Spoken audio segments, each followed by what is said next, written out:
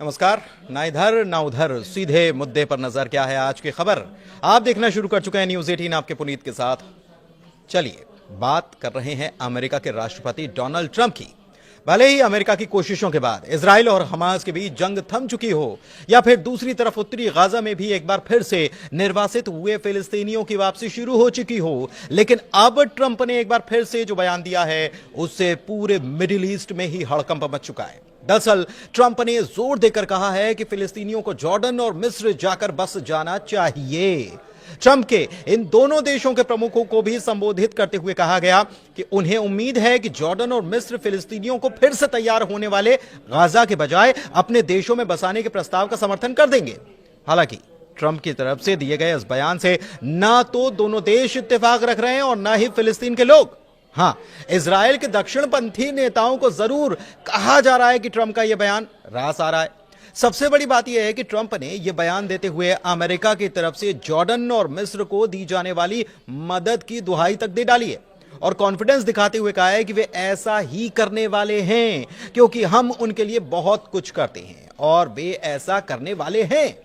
White house के Oval office में photo session के दौरान ट्रंप ने यह बात दोहराई है। जी हां, दोहराई, क्योंकि इसके पहले भी वो ये कह चुके हैं। या हम इसे इस तरीके से समझ सकते हैं कि ट्रंप इन देशों पर अपने एहसान की याद दिलाते हुए कहना चाहते हैं कि उन्हें ऐसा करना ही चाहिए। तो क्या यह समझा जाए कि ट्रंप अब इस मामले में दबाव डालने की कोशिश आने वाले वक्त में करते नजर आएंगे, या फिर चाहे वो जॉर्डन हो या मिस्र? लेकिन सवाल यह उठता है कि क्या फिलिस्तीनी गाजा वाले इलाके को छोड़ने के लिए राजी हो जाएंगे? वैसे हालात की अगर बात की जाए तो गाजा में हालात काफी बिगड़े हुए हैं। 70% गाजा का इलाका मलबे के ढेर में तब्दील हो चुका है। 7 अक्टूबर 2023 को हमास की तरफ से इजराइल पर जो अटैक हुआ उसमें 1200 लोगों की मौत हुई और उसके बाद इजराइल ने हमास का नामो निशान मिटा देने की कसम खाई थी और युद्ध शुरू कर दिया था। करीब 15 महीने तक चले संघर्ष में गाजा में ही 47,000 से ज्यादा लोगों ने अपनी जान गंवाई है, जिसमें छोटे छोटे बच्चे भी शामिल हैं। दूसरी तरफ गाजा में स्कूल से लेकर अस्पताल तक सब तबाह बर्बाद हो गया। ऐसे में गाजा उजड़ा है, वीरान है। तो क्या फिर भी गाजा में लोग लौटना चाहते हैं? इसका जवाब है हां। लोगों ने क्या कहा यह आपको हम जरूर बताएंगे, लेकिन उसके पहले ट्रंप के बयान को समझते हैं। फिलिस्तीनी नेतृत्व संयुक्त राष्ट्र और क्षेत्र में अमेरिकी सहयोगियों के प्रस्ताव के व्यापक विरोध के बावजूद डोनाल्ड ट्रंप ने दोहराते हुए कहा है कि बड़ी संख्या में फिलिस्तीनियों को गाजा छोड़कर मिस्र या जॉर्डन चले जाना चाहिए। पत्रकारों ने जब उनसे सवाल किया तो उनका कहना था कि वो गाजा के फिलिस्तीनियों को ऐसे क्षेत्र में लाना चाहेंगे जहां पर वो बिना किसी व्यवधान, क्रांति और हिंसा के रह पाएं। हालांकि यह साफ है कि मौजूदा अमेरिका नीति और अंतर्राष्ट्रीय कानून भी इसकी इजाजत देता नहीं है, लेकिन अब पूरा अरब इजराइल और फिलिस्तीन के बीच चल रहे संघर्ष के समाधान के लिए इस सुझाव को खारिज कर रहा है, जबकि इजरायली दक्षिणपंथियों ने कहीं ना कहीं इसे स्वीकार किया या उनको यह रास आ रहा है। बताएं कि ट्रंप जल्द ही अपने इजरायली समकक्ष यानी कि वहां के प्रधानमंत्री बेंजामिन नेतन्याहू से मुलाकात करने वाले हैं। ट्रंप के अमेरिका की कमान संभालने के बाद किसी राष्ट्राध्यक्ष की उनसे पहली मुलाकात होगी। ट्रंप का कहना है कि जब गाजा पट्टी पर नजर डाल दी जाती है तो यहां के हालात भी नजर आते हैं और ये बताते हैं कि कई सालों से ये किसी नर्क से कम नहीं है। ट्रंप का कहना है कि उस पट्टी पर अलग अलग सभ्यताएं रही हैं, ये यहीं से शुरू नहीं हुआ, इसकी शुरुआत हजारों साल पहले हुई थी। इशारा 3000 साल पहले का था, जिसके बारे में आगे जिक्र होगा। उन्होंने ये कहा कि इसके साथ ही हमेशा इसकी हिंसा से इसका जुड़ाव रहा है। आप ऐसे क्षेत्र में रहने वाले लोगों को पा सकते हैं जो बहुत अधिक सुरक्षित हैं, शायद बहुत बेहतर हैं और शायद बहुत अधिक आरामदायक है। इतना ही नहीं, ट्रंप की तरफ से यह भी दावा किया गया कि रविवार को मिस्र के राष्ट्रपति अब्देल फतह अल सीसी और जॉर्डन के राजा अब्दुल्ला से उन्होंने बात की थी और जोर देकर कहा था कि सहमति इस पर बन जाए, सहमत हो जाएंगे। हालांकि आपको बताएं कि अम्मान और काहिरा दोनों अब तक इस बात पर अड़े हैं कि ट्रंप का सुझाव गैर स्टार्टर है। मिस्र की मीडिया में मंगलवार को जो खबरें आई उसमें यह दावा किया गया था कि सीसी ने ट्रंप से बात ही नहीं की।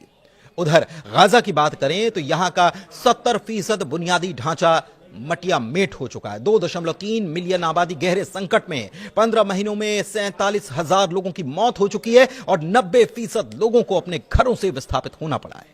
लेकिन उसके बाद भी हाल में जब इजराइल ने इस इलाके की बात की जाए तो हाल में जब इजराइल ने इस इलाके में प्रवेश करने के लिए, उत्तरी गाजा के इलाके में प्रवेश करने के लिए नेट्जारिम कॉरिडोर को खोला, तो यहां से हजारों की तादाद में लोग फिर से अपने घरों की ओर लौटते नजर आए।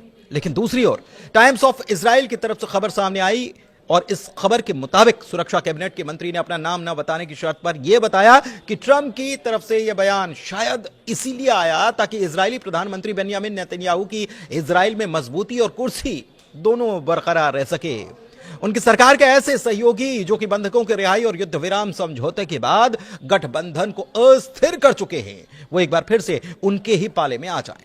उधर ट्रंप के बयान के बाद अगर फिलिस्तीन की बात करें तो फिलिस्तीनियों ने संयुक्त राज्य अमेरिका के राष्ट्रपति डोनाल्ड ट्रंप के गाजा पट्टी से विस्थापित होकर मिस्र और जॉर्डन भेजे जाने के प्रस्ताव की कड़ी निंदा की है।